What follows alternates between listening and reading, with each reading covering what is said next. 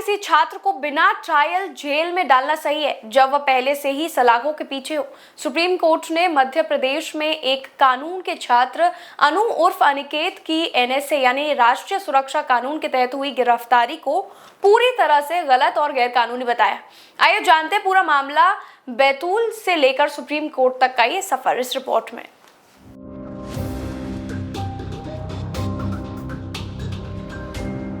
मध्य प्रदेश के बैतूल जिले में रहने वाला अनु उर्फ अनिकेत एक कानून का छात्र है।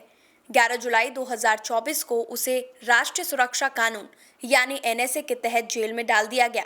इससे पहले यूनिवर्सिटी कैंपस में एक प्रोफेसर से हुए झगड़े के बाद उसके खिलाफ हत्या की कोशिश और कई धाराओं में एफआईआर दर्ज हुई थी।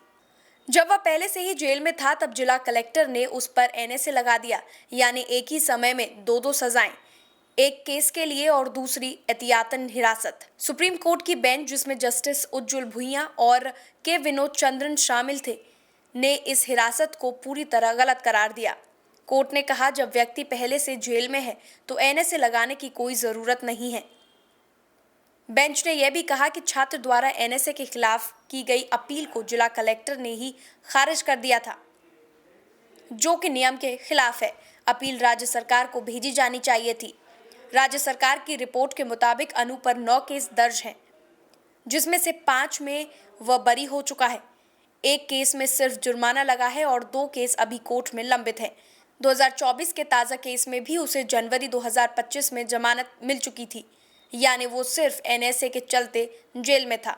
हाईकोर्ट ने पिता की याचिका खारिज करते हुए छात्र को आदतन अपराधी बताया, लेकिन सुप्रीम कोर्ट ने साफ कहा कि अगर अनु किसी अन्य केस में वांछित नहीं है तो उसे तुरंत रिहा किया जाए।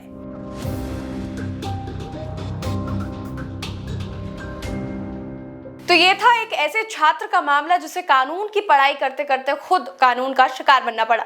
सवाल ये है, क्या एनएसए जैसे सख्त कानून का इस्तेमाल अब भी सही लोगों पर हो रहा है या फिर ये कानून से ही कमजोर हो रहा है? इसी के साथ इजाजत दीजिए। देखते रहिए ARS न्यूज़।